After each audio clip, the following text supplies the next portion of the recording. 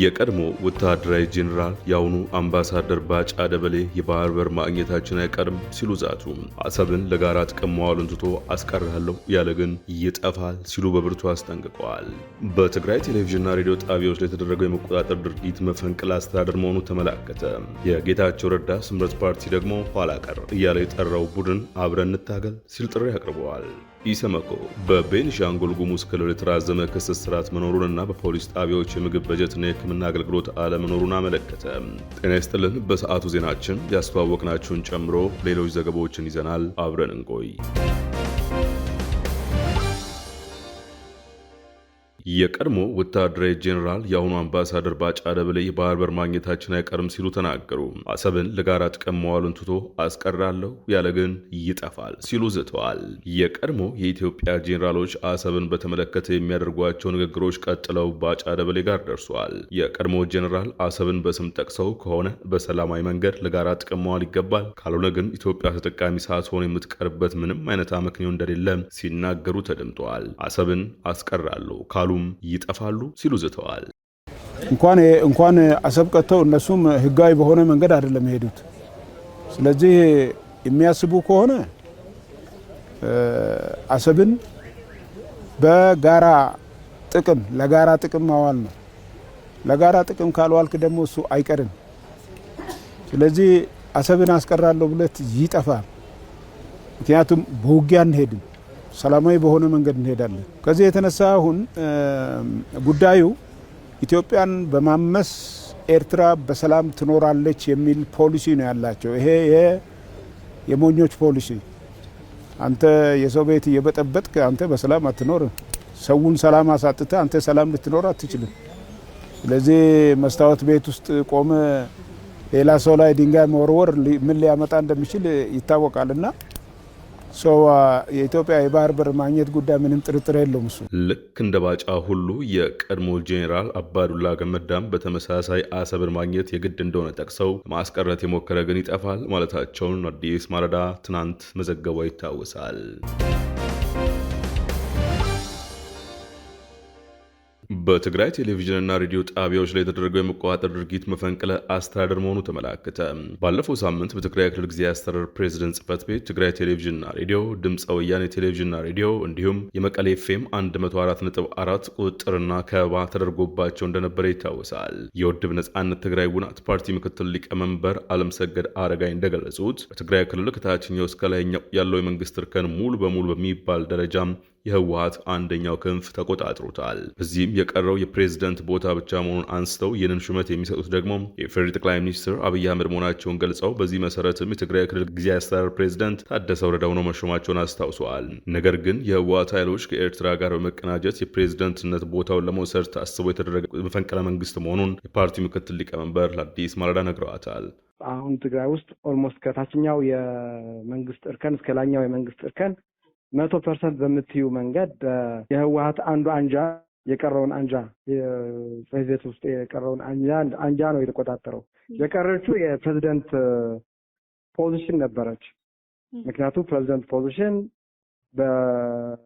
በአክቹአሊ ከውሉ በኋላ በተደረጉ ውይይቶች ጠቅላይ ሚኒስትር አብይ አህመድ ናቸው የሚሸሙትና የተሸመው ታደሰ ወረደ ግን አንድ ፖዚሽን ተመልሶ መቆጣጠር ስለፈለጉ የሻዕቢያ ኃይሎች ከህወሓት ጽሕፈት ውስጥ ካሉ ኃይሎች ጋር ተናቦ ነው መፈንቅለ መንግስትን ያደረጉት። ስለዚህ ስናወግዘው ነበረ። አሁንም እየቀጠልን ማውገዛችን እንቀጥላለን ማለት። አሁን ፖለቲካችን አውትሶርስ ተደርገዋል። ሻዕቢያ ከኤርትራ አልፎ ከአስመራ አልፎ መቀሌ ውስጥ አለ ብለን ነው የምናስበው። አሁን መቀሌ ውስጥ ያለው ሻዕቢያ በህወሓት ጽሕፈት ውስጥ ካሉ የህወሓት አንዱ አንጃ የቀሩ አንጃዎች ጋር በመሆን የፈለገውን ማድረግ ስለሚፈልግ እንግዲህ የቀረችዋን አንዷ ፖዚሽን የፕሬዝደንት ፖዚሽንን መቆጣጠር ስለፈለገ ነው እንደዛ ያደረገው።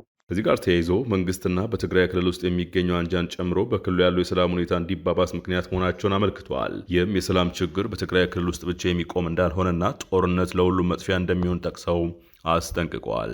አሁን ችግሩ የአራት ኪሎ መንግስትም በትግራይ ውስጥ ያለው አንዱ አንጃም ሁለቱም ናቸው በትግራይ ውስጥ ችግሩ እንዲባባስ እያደረጉ ያሉት ማለት ነው። ይሄ ደግሞ ትግራይ ውስጥ ብቻ የሚያበቃ አይደለም። ባለፈው የነበረው አስከፊ ጄኖሳይዳል ውጊያ ብዙ የኢትዮጵያ ወጣቶችም በውጊያው ህይወታቸው፣ አካላቸው፣ ንብረታቸው ወድመዋል። ስለዚህ ጦርነት ሁሉም ነው የሚያጠፋ ማለት ነው። ትግራይ ውስጥ ብቻዋን የነደለች የሚተርፍ የአማራ ህዝብ አይኖርም፣ የአማራ ግዛት አይኖርም፣ የኢትዮጵያ ግዛት የአፋር ግዛት አይኖርም ማለት ነው። በክልሉ የሚታየውን የሰላም ችግር ለመፍታት አካታች የሆነ አስተዳደር መገንባት፣ የግዛት አንድነት እንዲመለስ ማድረግና በትግራይ ውስጥ ያሉ ኃይሎች መነጋገር የሚታዩ ጸጥታ ችግሮችን ለመፍታት ይረዳል ሲሉ ምክረ ሀሳባቸውንም ሰንዝረዋል። ስለዚህ በውሉ መሰረት ሁሉን አቀፍ መንግስት ኦል ኢንክሉሲቭ ገቨርንመንት በትግራይ ውስጥ እንዲኖር፣ የግዛታዊ አንድነት እንዲጠበቅ እንዲመለስ እና ሌሎች ስራዎች እንዲሰሩ አሁንም መልሰን ጠይቃለን ማለት ነው። መፍትሄ የሚሆነው ብለን የምናስበው እኛ አሁንም የኢትዮጵያ መንግስት ትግራይ ውስጥ ካሉ ሁሉም ኃይሎች ጋር ተነጋግሮ በትግራይ ሁሉም አቀፍ መንግስት እንዲተከል እንዲኖር ማድረግ አለበት። ያንን ሲያደርግ አሁን የታዩ የጸጥታ ችግሮችን ይፈታሉ ማለት ነው። ዲዲአርም በአግባቡ እንዲፈጸም ይደረጋል ማለት ነው። ከዛም የሚነሱ የጸባጫሪ ሁኔታዎችን ይቀንሳሉ ብለን እናምናለን ማለት ነው። ሌላኛው ማህበራዊ መሰረቱ የትግራይ ክልል የሆነውና ከጥቂት ቀናት በፊት ከምርጫ ቦርድ ህጋዊ ሰውነት ያገኘው የጌታቸው ረዳ ስምረት ፓርቲ ለአዲስ ማለዳ በላከላት መግለጫ ብቁ የስትራቴጂካዊ አመራር እጦትና የተዛባ የትግል አቅጣጫ በደረሰበት ስቃይ የትግራይ ህዝብ እንዳዘነ ገልጿል። ፓርቲው የትግራይ ህዝብ በተደራጀ መልኩ ከገደል ይወጣል፣ ሁሉን ያካተተ የሽግግር አስተዳደርና ቀጣይ ግንቦት ወር የሚካሄደውን ሀገራዊና ክልላዊ ምርጫ በማሰባሰብ ምርጫው ህዝቡ ያለ ፍርሃትና ስጋት የመምረጥ ዲሞክራሲያዊ መብቱን ተጠቅሞ መሰረታዊ ጥያቄዎች የሚመለሱት መሪዎችን መርጦ ህዝባዊ መንግስት ያቋቁም ነው የሚል ጽኑ እምነት እንዳለውም ጠቅሷል። ይህ የትግላችን ጽኑ አቋም ብቻ ሳይሆን የበለጸገችና ፍትሃ የሆነች ትግራይን እውን ለማድረግ ለመፍጠር በጉዟችን ውስጥ የመጀመሪያው እርምጃ ነው ማለቱንም አዲስ ማለዳ ከመግለጫው ለመረዳት ትችላለች። ቡድኑ ካሁን በኋላ ትግራይ በ360 ዲግሪ አትከበብም በማለት ከሻዕቢያ አገዛዝ ጋር በዘፈቀደ ሽርክና ማድረጉንና ጸረ ህዝብና ፋሽስታዊ አስተሳሰብ ተደማምረው የፕሪቶሪያን ስምምነት አደጋ ላይ መጣሉንም ጠቅሷል። ቡድኑ ዛሬ ትግራይና ህዝቦቿን የከፋ ችግር ውስጥ ከቷቸዋል፣ ይህም የኋላ ቀርነት ማሳያ ነው ሲል በይነዋል። ሙስናና የትኛውም የትግላችን ኃይል የትግራይን አቅም ለማወክና ትግራይን ወደ ትርምስ ጎዳና ለማስገባት የቁልቁለት ጉዞውን የቀጠለው ቡድኑ ትግራይን ወደ ከፋ አዘቅት ውስጥ ያስገባ ጉዞውን አጠናክሮ መቀጠሉን የጠቀሰው መግለጫውም ይህ ቡድን በመሳሪያ የታገዘ በማዕድን በመሬት ዝርፊያና ስርቆት እንዲሁም ሌሎች ወንጀሎች ላይ ተሰማርቶ ራሱን የሰላሙን መንገድ ነፍቆ በዜጎች ህይወት ለመጫወት እየተንቀሳቀሰ ነው ብለዋል ዲሞክራሲያዊ ትግራይ ስምረት ፓርቲ። በመጨረሻም በትግራይ ያለው ሁሉን አቀፍ ችግር ሊፈታ፣ የህዝቡ ሰላም ወደ ነበረበት እንዲመለስ፣ የትግራይ ህዝብ ደህንነት በዘላቂነት ሊረጋገጥ ይገባል። የፕሪቶሪያ ስምምነት ሙሉ በሙሉ ተግባራዊ መሆን አለበት። ሁሉም የሚመለከታቸው አካላት የድርሻቸው እንዲወጡና ድጋፋቸው እንዲሰጡም ጥሪውን አቅርበዋል። ይህንን ኋላ ቀር ሲል የጠራውን ቡድን ከህዝብ ጫንቃ ላይ ለማስወገድ መላው ህዝብ በአጠቃላይ በተለይም የለውጥ ፈላጊዎች ከፓርቲው ጎን እንዲቆሙም ጥሪ አቅርበዋል። ኢሰመኮ በቤኒሻንጉል ጉሙዝ ክልል የተራዘመ ክስ እስራት መኖሩንና በፖሊስ ጣቢያዎች የምግብ በጀትና የሕክምና አገልግሎት አለመኖሩን አመለከተ።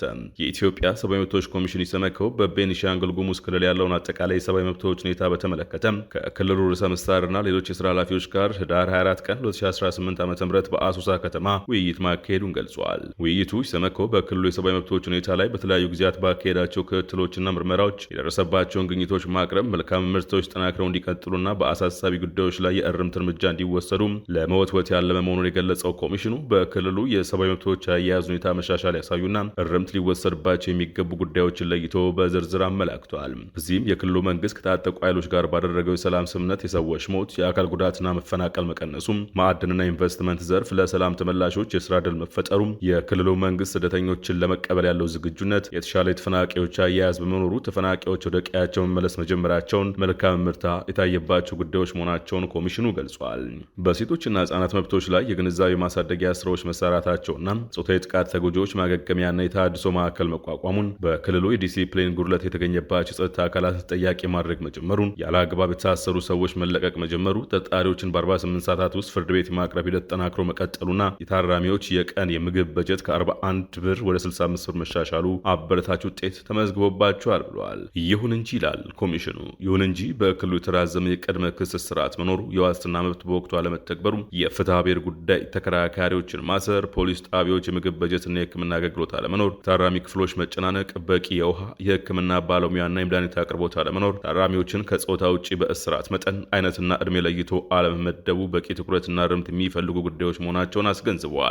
በመሆኑም በክልሉ አልፎ አልፎ የሚከሰቱ ግጭቶችና ጥቃቶች ዳግም እንዳይከሰቱ ጠንካራ የቅድመ መከላከል ስራ እንዲሰራም፣ የስደተኞች፣ የአካል ጉዳተኛ ተማሪዎችና የህፃናት መብቶች ሁኔታ ተገቢው ትኩረት እንዲሰጠው፣ የሰብአዊ የሰብአዊ መብቶች ጥሰቶች ፈጻሚዎችን በመለየት ጠያቂነትን የማረጋገጥ ስራዎች እንዲከናወኑም ዋና ኮሚሽነሩ ብርሃኑ አዴሎ አሳስበዋል። ከዚህ በተጨማሪም በማረሚያ ቤቶችና በፖሊስ ጣቢያዎች ያሉ ሰዎች ሰብአዊ መብቶች አያያዝ እንዲሻሻል ለማድረግ የሚያስችሉ እርምጃዎች እንዲወሰዱ፣ ተጠርጣሪዎች ለተራዘመ ቅድመ ክስ ስርዓት የሚዳረጉበት ሁኔታ እንዲታረም፣ እንዲሁም የተጠርጣሪዎችን የተከሰሱ ሰዎች የተፋጠነ ፍትህ የማግኘት መብት በተሟላ ሁኔታ እንዲተገበር ዋና ኮሚሽነር ብርሃኑ አዴሎ አሳስበዋል። ክልሉ እያደረገ ያለውን ጥረት እንደ አስፈላጊነቱ የፌዴራል መንግስት እንዲደግፍም ጠይቀዋል። የቤኒሻንጉል ጉሙዝ ብሔራዊ ክልላዊ መንግስት ርዕሰ መስተዳድር አሻድሊ ሀሰን በበኩላቸው ኢሰመኮ በዝርዝር ያነሳቸው የሰብአዊ መብቶች ጉዳዮችን በበጎ እንደሚመለከቷቸው ገልጸው በጥንካሬ የቀረቡትን በማስቀጠል ሊስተካከሉ የሚገባቸው የሰብአዊ መብት ጉዳዮችን በተሰጡ ምክረ ሀሳቦች መሰረት ምላሽ ለመስጠት ክልላቸው እንደሚሰራ ተናግረዋል። ኢሰመኮ በክልሉ የተለያዩ የህብረተሰብ ክፍሎች የሰብአዊ መብቶች ጉዳዮችን በተመለከተ ግንዛቤ ማስጨበጫ ስልጠናዎችን በመስጠት ክልሉ እንዲያግዝም ርዕሰ መስተዳድሩ ጥያቄ ማቅረባቸውን ከኮሚሽኑ መግለጫም ለመረዳት ተችሏል። የኢትዮጵያ መንግስት ቲክቶከሮችን በቁጥጥር ስር አውሎ የመመርመር ስራውን አጠናክሮ መቀጠሉን አስታወቀ።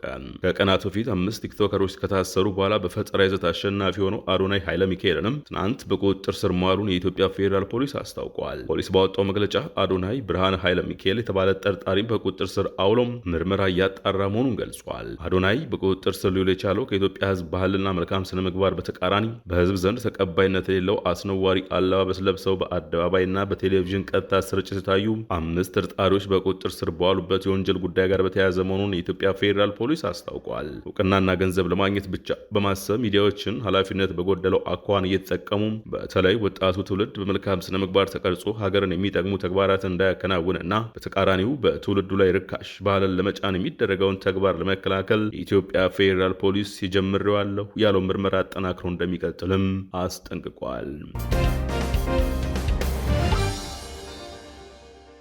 ለሰዓቱ ያዝናቸው ዜናዎች በዚህ ውስጥ ተጠናቀዋል። አዲስ ማለዳን ሰብስክራይብ፣ ላይክ እና ሼር ማድረግን አይዘንጉ። ጤና ይስጥልን።